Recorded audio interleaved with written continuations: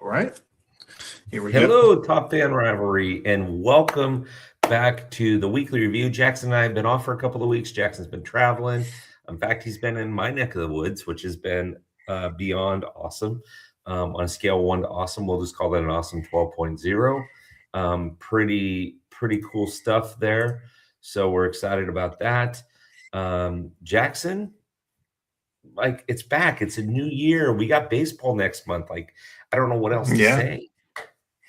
Yeah, I know. I'm ready. I'm just sick of all this offseason waiting. Me too. Well, we've got some big announcements starting with Top Fan. We'll start off at the top of the show here. We picked up 2 new corporate sponsors. One that is a trademark attorney that can handle trademarks throughout the U.S., based out of Salt Lake City area, Utah. We'll tell you more about him as the time goes by. And we also picked up a catering corporate sponsor here in the Orange County area. So there's going to be a lot to talk about here very, very quickly with all of those things. But Jackson, we'll get back to that another time. Let's start with the big ones. Okay. What do you got for your number one, sir?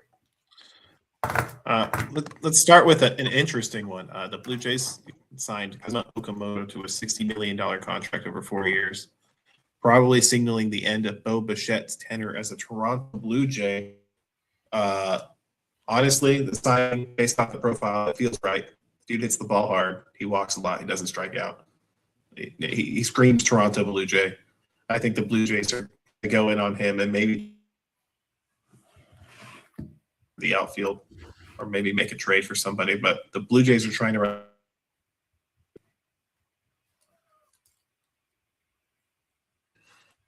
couple of guys signing. Well, Jackson, you just froze there for a bit. We're having trouble with the internet there on your side. Everything good? Yeah, it looks good on my end, so it's not flickering things. Okay, so you were saying who for the Blue Jays? Kazuma Okamoto signed for the Blue Jays, which signals the end of Bo Bichette in Toronto, most likely. And it's a real shakeup to the top of the end of this free agent market, which has been kind of stagnant at the top end.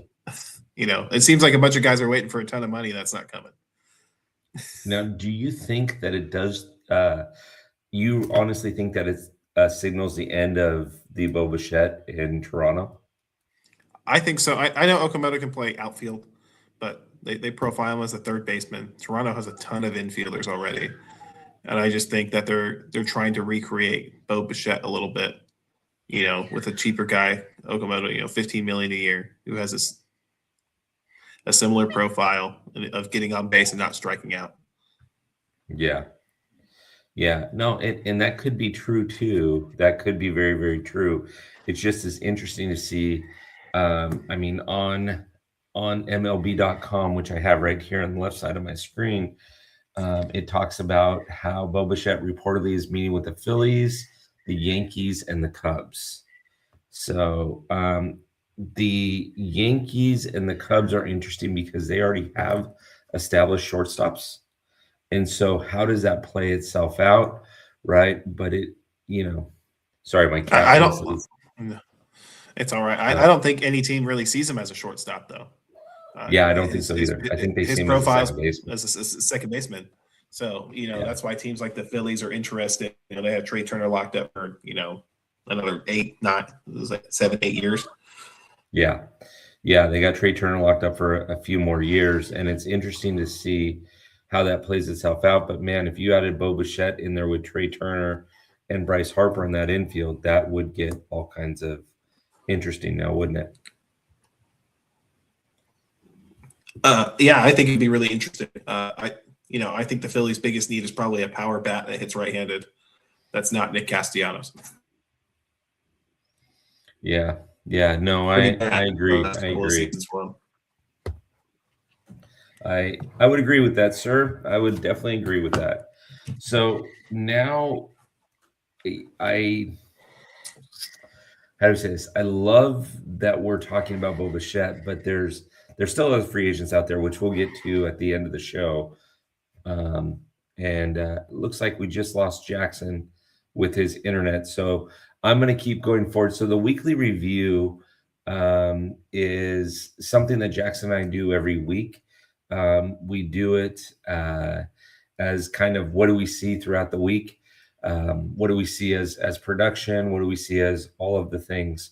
And I know he was having trouble internet wise, so hopefully he'll be able to bounce back. But I'm going to go ahead and go through here. My cat decided that she's going to that she wants to play into this. Jackson, you're back. How are you? Good. I don't know what's up with the internet connection, honestly. I haven't had Yeah. any issues with it in a long time. Yeah, there you go.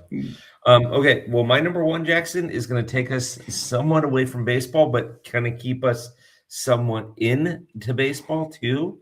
I don't know if anybody has seen or heard or read or any of the things, but we had a Hall of Famer on The Masked Singer this last week. Did you hear about this, Jackson? I did not. Big Papi made his debut in a costume on The Masked Singer, which was quite funny. I mean, we joke about this, and we'll get back to real baseball stuff here in a second. But I just thought that was interesting that Big Papi's decided that he wants to do something outside of baseball, and why not have a little bit of fun, right? Yeah.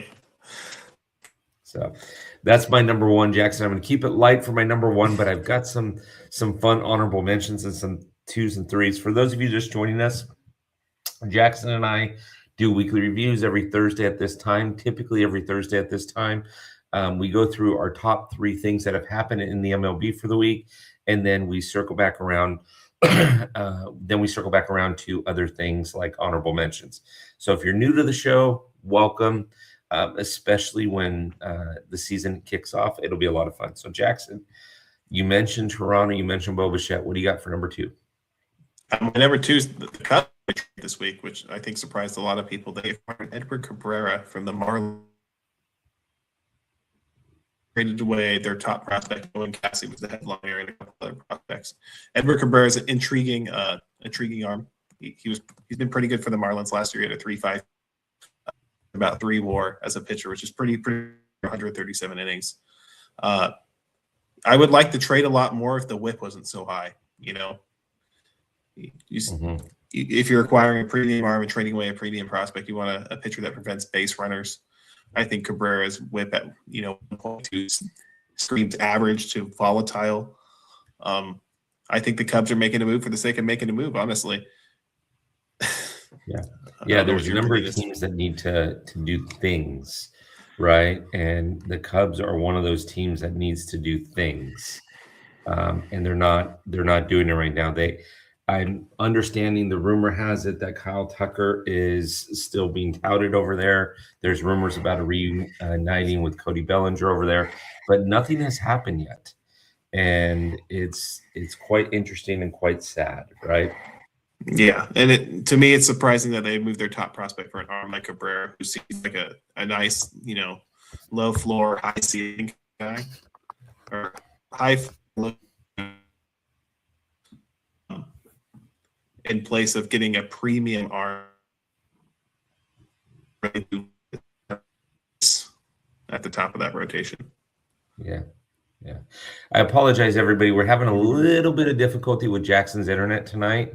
But if you're missing a few of what he's saying, that's okay. We'll piecemeal it together on what we understand. So, because we're getting about every 27th word right now. Oh man, how is it right now? Am I stable right now? I'm like, I have like my task manager open. I have my internet open, and it says everything's fine.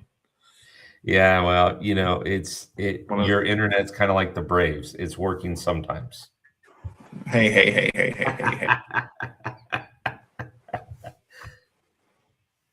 Notice how he freezes after I say that, everybody. Anyways, okay, let me get my number 2 on here, Jackson, before we lose you again.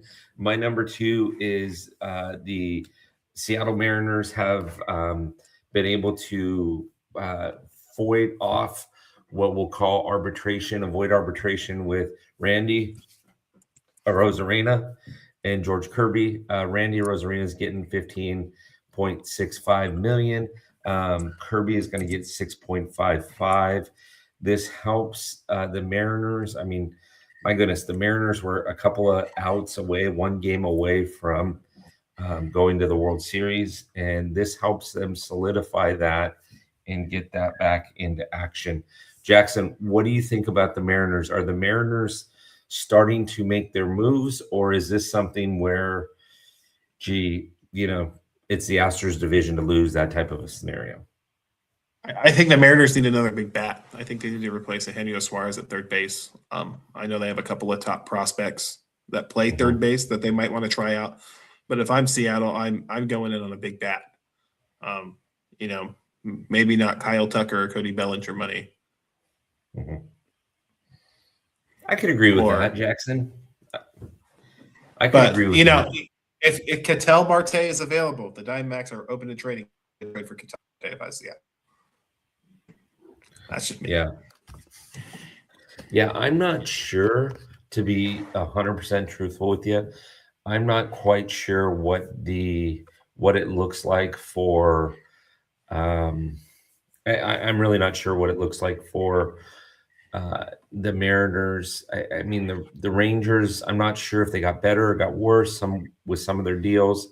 The Angels haven't done anything to solidify their efforts, really, and the A's are the A's. So I'm interested to see what happens here with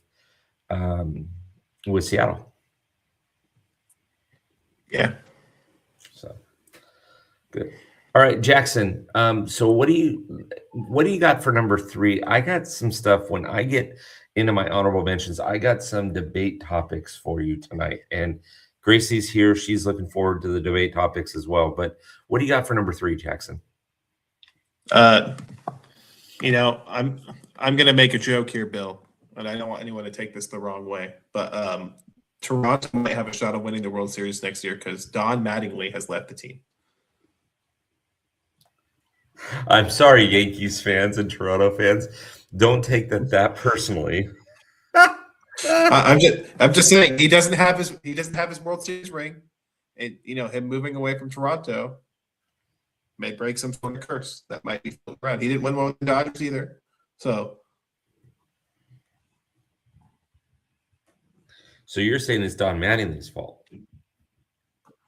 Yeah, I'm saying Don Mattingly's cursed is what I'm saying. Okay, so now you're saying that Philly has no chance then? They didn't have a chance anyways, but this will bury it. Ooh, ouch. Philadelphia fans, Jackson lives by you. So if you need a place, to let the air out of the tires of the car or something like that, I can get you to Jackson. Too funny. All right, Jackson, I don't know that I agree with that. I'm just saying, baseball is superstition, and that's my superstition. Okay. Jackson's being bold here. So everybody, feel free to put your comments in the little comment section. We'll be happy to take a look at them. Be happy to answer any of your questions as we go through the show here. Jackson, that's a bold move. I don't know that I totally love that, but I think we might have upset some Philly fans. We may have upset some Yankee fans there, some Toronto fans, and everybody. Jackson is an Angels and a Braves fan. So just so that you know, his address. No, I'm just teasing. His cell phone number is Jackson. Boy, I tell you what, talk about rattling the beast here a little bit. I like it. Poking the bear, Jackson. I like it. Poking the bear. Always poking the bear. Always poking the bear. Love it, sir. All right, my friend. For my number 3, I am going to talk again about arbitration, and I'm going to talk about a team that is going to be really, really good, but I'm curious to see if they can pitch. And that is Gunnar Henderson avoids arbitration, gets $8.5 million in his first year. Arbitration eligible, and first year of arbitration eligibility. So we see the O's now with Pete Alonso. We see them with Mr. Christmas, Mr. Noel from Cleveland. We see them with Henderson. We see them with Adley Rushman. So they're going to be able to hit. The question is can they pitch? Jackson, are the Orioles going to be the team to beat in the East? Or are you still thinking that it is going to be Toronto as the team to beat? Honestly, any one of those teams can win the division. I know people think Tampa Bay is rebuilding, but Tampa Bay's Tampa Bay. They could win 80, 90 games out of nowhere. I think the division's going to be a bloodbath, but I do think Baltimore gets back into the playoffs this year. Okay. I agree with you that Baltimore gets back to the playoffs, but my question is, are they the team to beat? I mean, on paper, all three of those teams I just mentioned, Toronto, Baltimore, and New York, all look good. Yeah, I think a lot of it's going to come down to, is Toronto going to be tired from their deep playoff run? And are the Yankees going to be healthy enough for Baltimore to get in there? And what are the Red Sox going to do? Because they seem like they're kind of lost. But if they play up to their potential, it's going to get really interesting. Okay. I like that. I actually think it's going to be a three-way, maybe even a four-way with Boston. Juggernaut. Boston has not done a lot here in this offseason. They picked up Contreras to play first. They are begging Alex Bregman. They're offering him all the Boston cream pies and everything that they possibly can offer him to come back to Boston. Jackson, I don't know about you, but man, I hate these opt-out contracts.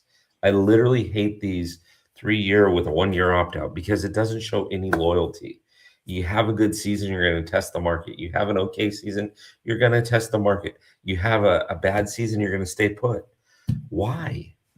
I hate those. Yeah, I think it's more players who don't actually believe what their value is, honestly, or overvalue themselves. Back in the day, you just take a prove it contract, just a 1-year deal. You get traded at the trade deadline, do your thing. Yeah. No, it's I don't know, Jackson. I think Baltimore, Boston, New York, and Toronto are going to all be very well competitive up there.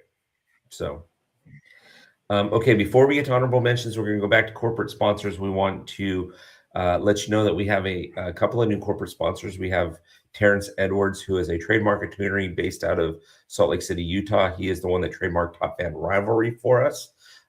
He is an amazing individual, amazing guy. Can trademark anything throughout the U.S. If you're interested, we'll have his information up on our website shortly. We also brought in a new catering individual into the society. Society. What am I talking about? Into as a corporate sponsorship. We've got plenty of sponsors. If you're in the Orange County area, if you are an American League fan and you're in the Orange County area and you're coming to watch the Angels play, check out our website. Go take a look at some of these corporate sponsors. Ruby's is there. In fact, I'm going to be there tomorrow afternoon getting an ice cream with Sam, since Sam's in town, Jackson, for Fan Fest. Nice. We're going to be doing that.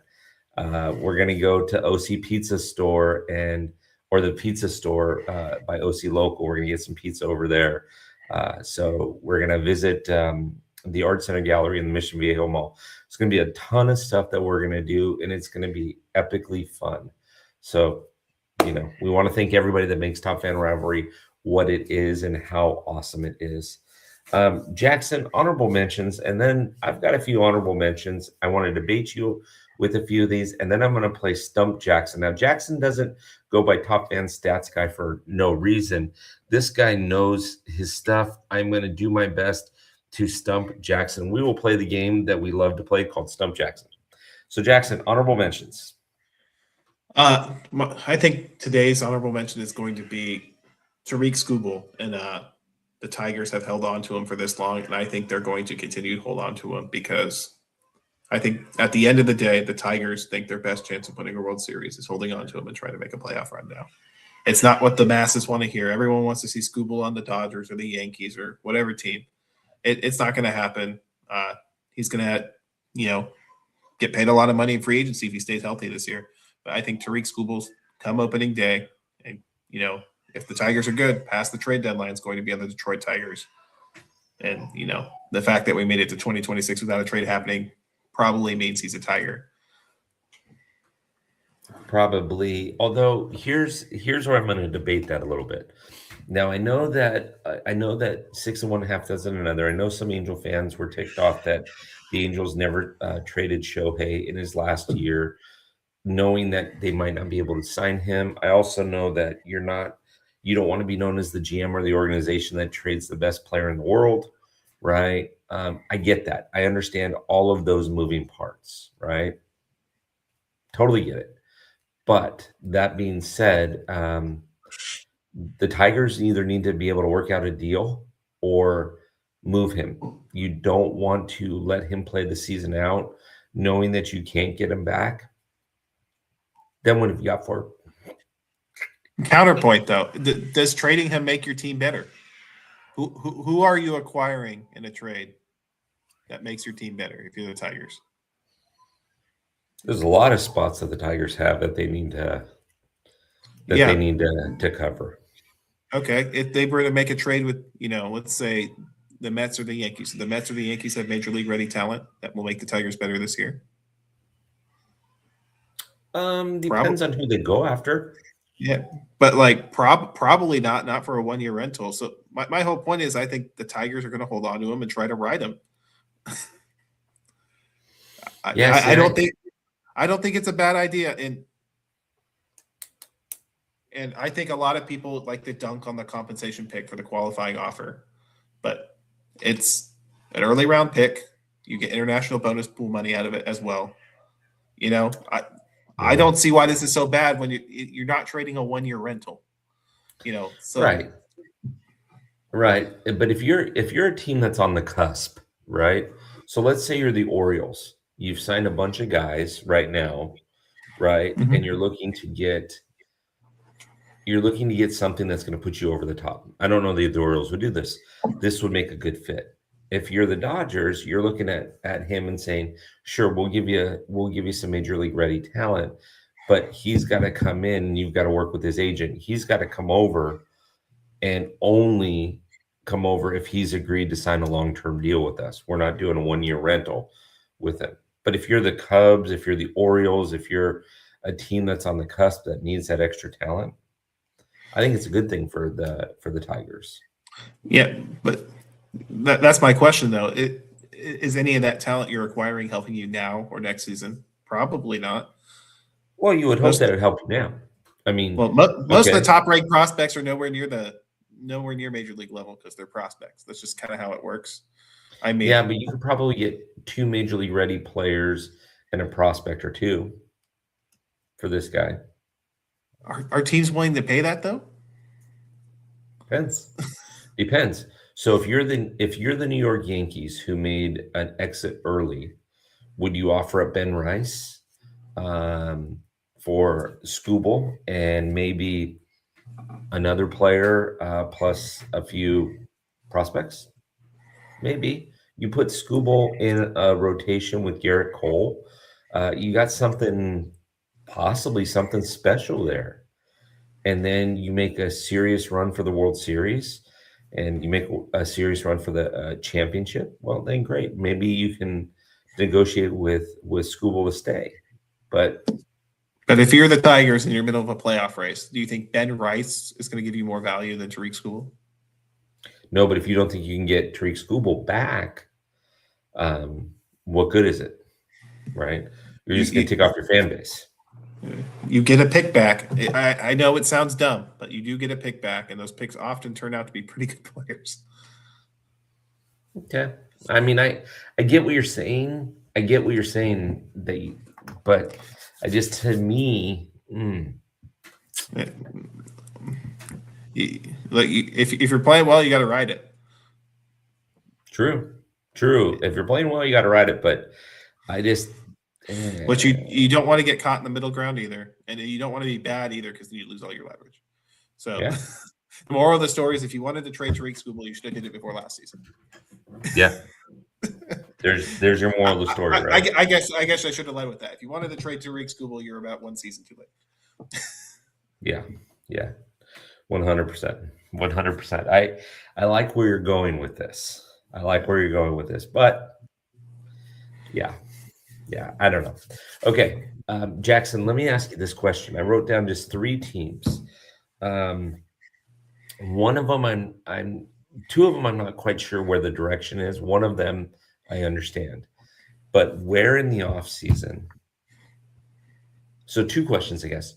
Where in the off season have these teams been? And number 2, if you're a fan of any of these 3 teams, what are you excited about right now? Okay.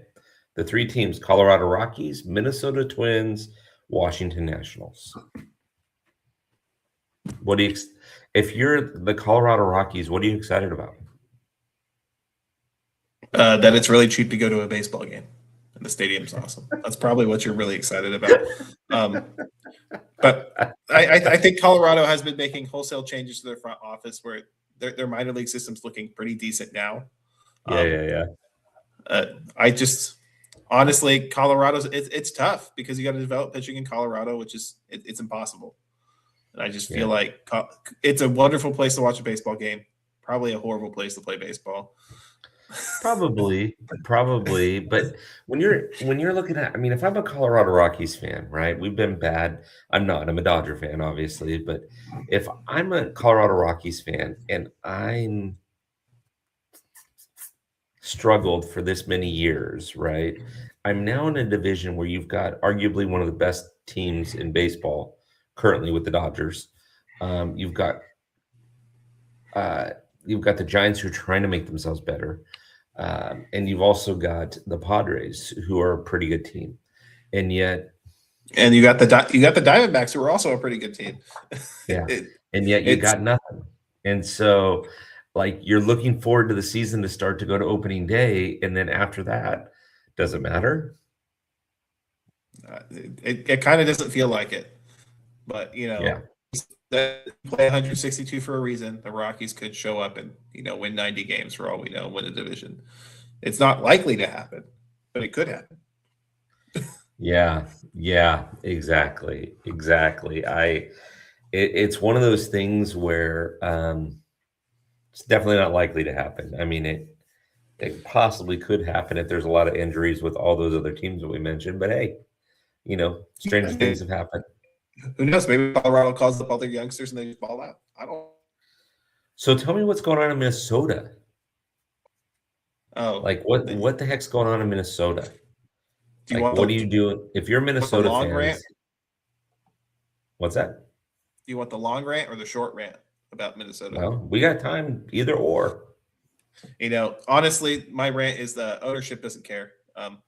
They're more concerned about cutting costs. They had a really good core together. They still have some really good players on that roster, and they're hoping to budget squeak by in the AL Central, which I think is the wrong move because, like I said, I think the Tigers are kind of all in on this year. Cleveland's got a really good ball club, So if you're the Twins sitting there hoping to, nickel and dime your way behind and hope that all your players stay healthy, it's kind of a pipe dream. If I were management, I would probably look to sell off some of these pieces. Pablo Lopez being, the big one. Joe Ryan being the other one. You could probably get some really nice pieces back if you wanted to kickstart a rebuild, because starting pitching with years of control can get you lots and lots of really good players. So the other team that I mentioned to you is the Washington Nationals, and I agree with you about ownership not caring. The other team I mentioned to you is Washington Nationals. To me, I think this team is headed in the right direction. They've got a lot of young talent, so it'll be interesting to see how that young talent develops. James Wood is no joke. Dylan Cruz is no joke. These guys will be all-stars here very, very soon. Very, very soon. So yeah, Washington's interesting because the big rumor is, will they trade Mackenzie Gore? But I think that would signal the wrong sort of thing for this rebuild. I think they need to kind of build the rotation around Gore and maybe kind of let him run. If he goes on a heater again to start the year, maybe you consider trading him at the deadline for some more control. Okay. It'll be really interesting to see how Washington manages their young core and how they compete in the East, where it's also there's probably 4 teams in the NL East that could compete for the division title. If they play their best. Yeah, it'll be interesting to see how that plays itself out. It'll be very interesting to see how it plays itself out. Washington is in a division that is also very, very tough.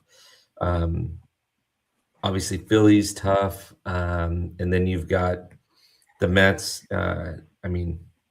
Washington is going to be above Miami, although Miami's starting to get better. Washington's probably a third place team above. Oh, I just lost everybody. I was just getting ready to get a reaction out of Jackson. This is going to be great. So we'll wait until he comes back, because we definitely want to play Stump Jackson here in a second. I've got some fun little quiz things for him, but I personally think that Washington's heading in the right direction. I think that Washington is doing the things that they need to do. They've got a young core. Whether they trade Mackenzie Gore or not, it'll be interesting to see how this plays itself out. Jackson, you're back. No camera. Yeah, well, let's see if this helps the upload speed a little bit. Okay. Okay. So Jackson's back. So anyways, it's always better to see it, because then I know when you freeze. Do not worry. We apologize. Okay, everybody, real quick, before we get on to the Stump Jackson part, which is my favorite part of the show, Jackson and I do this every Thursday, or at least make the attempt to do it every Thursday. Typically, it'll be at 5 p.m. Pacific, 8 p.m. Eastern time. We will go between 1 and 3 things that have happened in the MLB. We'll take comments, questions. Feel free to put them in. We'll be happy to help, help. We'll be happy to answer any of them. And as the season rolls along, we'll have a lot of fun with things. We also go through honorable mentions. Jackson's already mentioned Toronto. He's mentioned a couple of other situations. I mentioned the Mariners, the Orioles, and then we just talked about the pulse of 3 different teams. We are now going to play a game that I like to call Stump Jackson. Jackson is not known as the top fan stats guy for any reason but the fact that the dude knows his stuff. So let's get started. I'll try to give you an easy one, Jackson. I'll try to give you an easy one, because I've asked you this question before, and believe it or not, it came from your buddy Thomas. Right? Oh boy. And so he gave me this one probably 2 years ago. We know that Hank Aaron was the home run king to a certain point, right? Mm-hmm. Yep. How many home runs did Hank Aaron hit for the Atlanta Braves? For the Atlanta Braves, it's 751. Okay, how many did he hit total? 755. Are we counting Negro League home runs? No, we're just talking MLB home runs. Okay. MLB home runs, 755. How many home runs did Hank Aaron hit for the Atlanta Braves? I feel like it's 700. Actually, you know what? Let me clarify that. Okay, I misspoke. Let me ask you this question: how many home runs did Hank Aaron hit for the Braves? The Braves, because they were in franchise. Yeah, because they were in Milwaukee and then Atlanta. Mm-hmm. He hit for the Braves franchise. I'm going to say 751. No. Now, why would you say that? Why would you not say 755? The Milwaukee Brewers. Yes, his last 2 seasons, he went back to Milwaukee and played for the Brewers. He hit 37 home runs as a Milwaukee Brewer. 37? Really? That many? Mm-hmm. Over 2 seasons, yeah. Don't know that. Yeah. So for those of you listening, I don't know if you knew that or not, but Hank Aaron started as a Milwaukee Brave. The Braves moved from Milwaukee to Atlanta.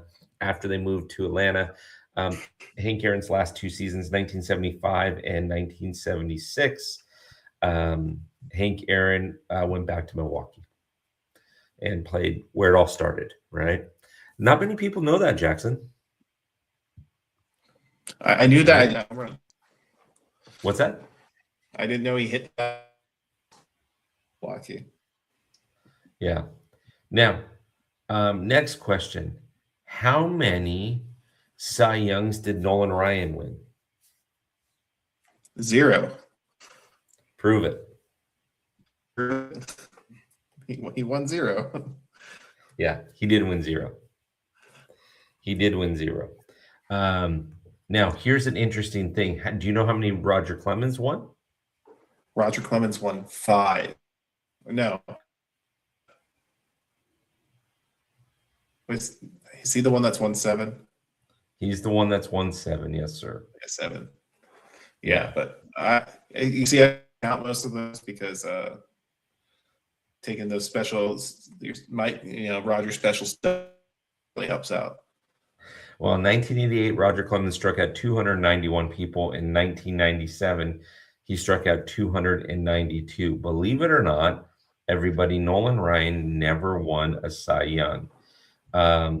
There were years where he came close, and he had 1, 2, 3, 4, 5, 6 seasons. One of the seasons being 1989, where Nolan Ryan was the ripe old age of 42, where he struck out more than 300 batters. But interestingly enough, when it comes to the Cy Young Award, the closest he ever got was to number 2, and that only happened one time. That happened in 1973 with the then California Angels. Did you know that, Jackson? Going to say the problem with Nolan Ryan is he walks too many batters, and when you walk a lot of batters, you tend to give up some runs, and the extra runs you give up tend to take away decisions, and they used to really factor wins into the Cy Young Award. So, especially if he had a lot of losses like Nolan Ryan did, because he pitched late in the games and tended to leave a lot of runners on base via walk. That's true. That's true. So, okay, Jackson, do you know?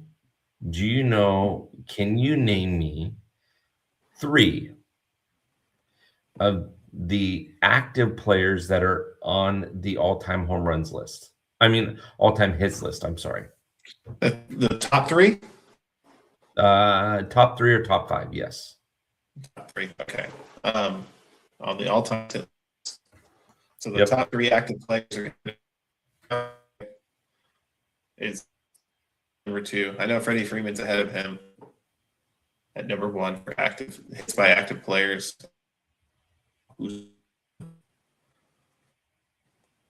Oh, I feel like I was looking at this the other day too. The third one's gonna. So you already said Los Dientes, right? Yes, free. So okay. It goes Freeman, then Altuve. Yep. Los Dientes has 2,431 hits. Jose Altuve has 2,388. The number 3 one, Jackson's going to surprise you. Do you know who it is? Ladies and gentlemen, we may have stumped Jackson. We're having fun with him tonight. Hold on. This one's going to surprise you. If you need a hint, I will give you a hint, but this one will surprise you.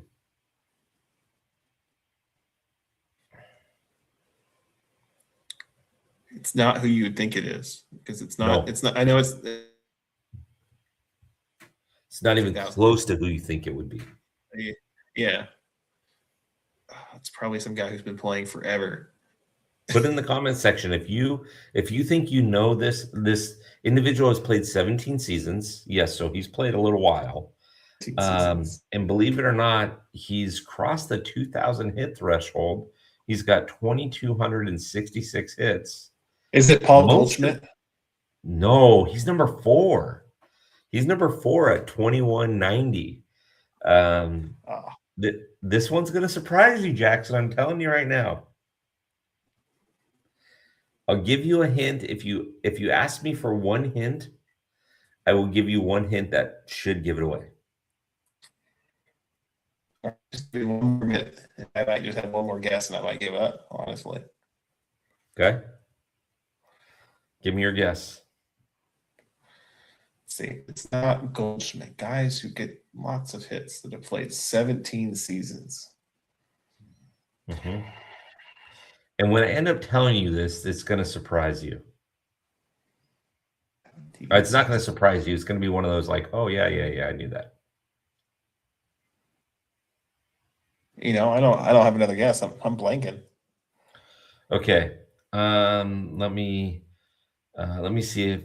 5-time All-Star, 1-time Gold Glove, 1-time MVP. He's played for 5 different teams, predominantly in the National League Central. Does that help you at all? 5 different teams in the NL Central. Is that Andrew McCutchen? That is Andrew McCutchen. Wow. Yeah. Yeah. Checks out. Yeah. Yeah. So he's honestly, number 3. And this isn't any disrespect to Andrew McCutchen. I just keep forgetting he's still. Yeah. He's been playing for so long. Yeah, he's been playing for so long. And then Paul Goldschmidt, you were right about that. And then the next one do you know who the next one would be on that list? Did they have over 2,000 hits? Yes, 2,069. 2,000. Currently plays in the National League West. Broke in the American League East. National League West. Oh, no. This guy's putting together a Hall of Fame career. He's 7-time All-Star, 2-time Oh, Gold Glove. Is that Machado? It is. Yeah.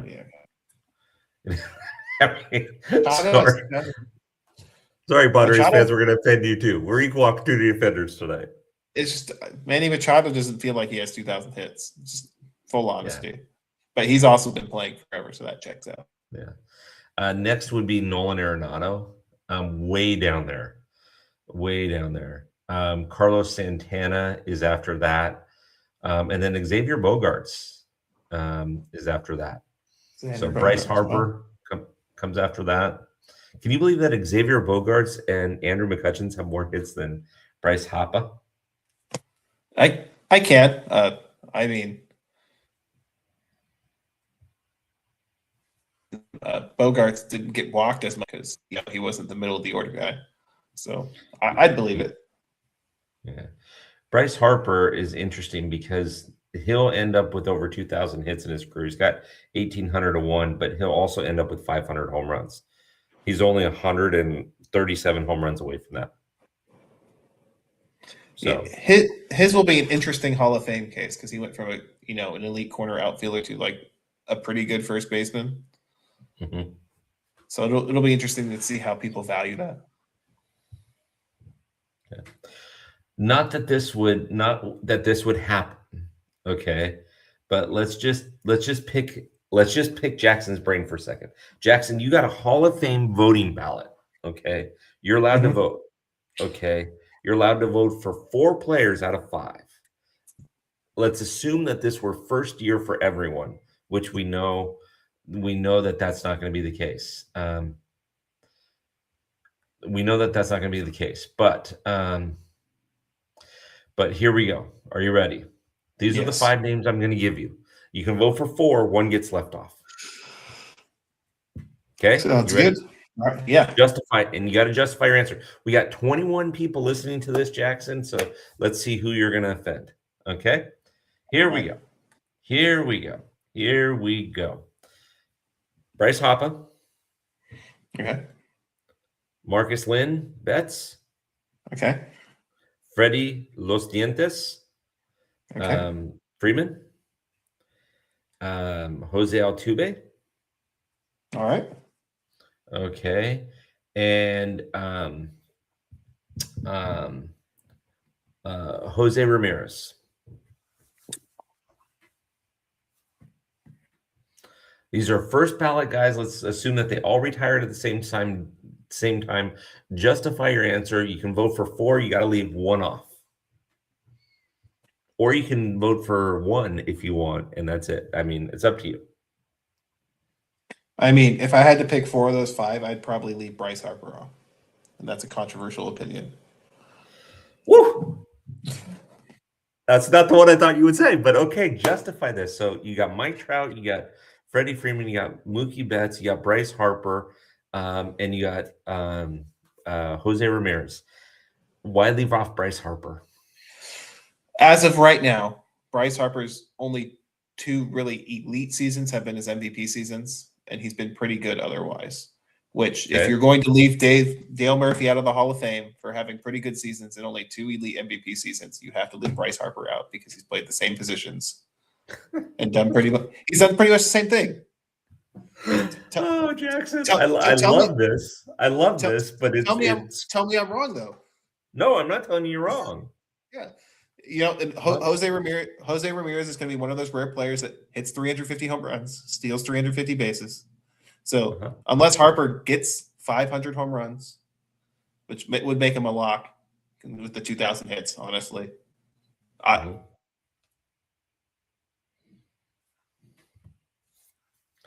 Okay, I need to ask the 21 people that are listening to this.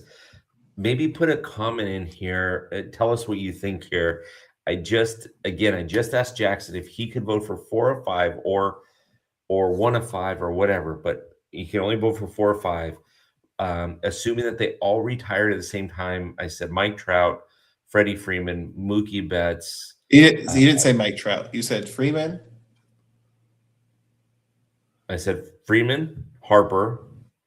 Betts. Jose Ramirez. Altuve. Oh, that's right. You're right. I didn't say Mike Trout. Jose Altuve and Jose Ramirez. Yeah.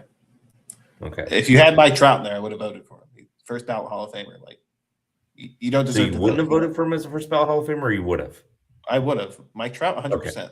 He's got like 100 WAR, and he hasn't played. He's barely played like the last 3 seasons. That's all you need to know. Honestly, I love it. All these new kids going, well, Mike Trout's washed. I'm like, you didn't watch 2010's Mike Trout, where he was just disgusting every season. Yeah. Well, it's interesting, and I'm going to put that up on it as a tweet on X, or I still have a hard time calling it X. I always still call it Twitter, but I'm going to put that up and see what everybody says and see if who leaves off what, Jackson. I'll leave it up for 3 or 4 days and just to see what everybody thinks and what they vote. So it'll be interesting to see who they leave off. It will be interesting. So, but you're going with Hoppa. Yeah. I mean, it's between him and Betts leaving it off, and I just think even when Bryce Harper had the big old jug of water and he put water on it, I mean, even when he does stuff like that, you're still going to leave him off? Yeah, because he can't spell water. In Philadelphia, they spell it water. Oh, I'm very aware of how they spell water. All right. You want some Philadelphia ice water? Water. So, anyways, well, that was my stump. Do you have any questions you want to try to stump me with? Not today. Okay. All right. Fair enough. Fair enough. So again, everybody, Jackson and I do this every Thursday, same time. You can catch us on X. You can catch us live on YouTube. You can catch us live on Facebook. Please make sure that you're following all of those accounts for Top Fan Rivalry. YouTube, Top Fan Rivalry, X, Top Fan Rivalry, Facebook, Top Fan Rivalry. Also on Instagram if you'd like. At the bottom, you've seen a thing scroll that says topfanrivalry.com/clubhouse. Clubhouse is something that you can do for free on our website. We put articles, we put different podcast episodes back there. We put a lot of fun stuff back there. Make sure you're checking it out. And we will have a rather large announcement next week that will have to do with social media. Jackson will be able to tell you that he's been a part of it, right, Jackson, by next week? Yeah. Yes. Even after tonight, he'll be able to say the same thing, right, Jackson? Yeah. Yes, Bill. You keep texting me at a bad time about Yeah. I'm gonna. I need feedback. But anyways, we'll have a huge announcement coming. Again, check our website. If you're coming to SoCal for an Angel game, Dodger game, Padres game, check our website. Take a look at who we have up there for our corporate sponsors. Stop by one of the places there. We appreciate them. We appreciate everything that they do to make this happen. If you're in the Orange County area, we are playing softball a week from Saturday in Laguna Hills. If you're interested, you can go on to Sweat Pals, which is one of our partners, Sweat Pals, and search softball, our Top Fan Rivalry softball, and you can register there. $30, you get a snack, you get 3 hours of softball, and you get a t-shirt that comes along with that, and a lot of great fun. So Jackson decided to fly back to Pennsylvania instead of play softball because he was afraid I was going to throw at him. But I wouldn't do that, Jackson. You didn't have to worry about I didn't want to swell Bill's ERA from 20 to like 25. That's really what it was. Here we go. It's always got to be the ERA. So anyways. All right, everybody. Well, Jackson, stick around for a second. We appreciate everybody listening in. Didn't have any comments tonight, but next week we'll be right back here, same time for the show. Look forward to talking with everybody, and have a wonderful, wonderful evening and a very safe weekend. We'll talk to you soon. Talk to you soon.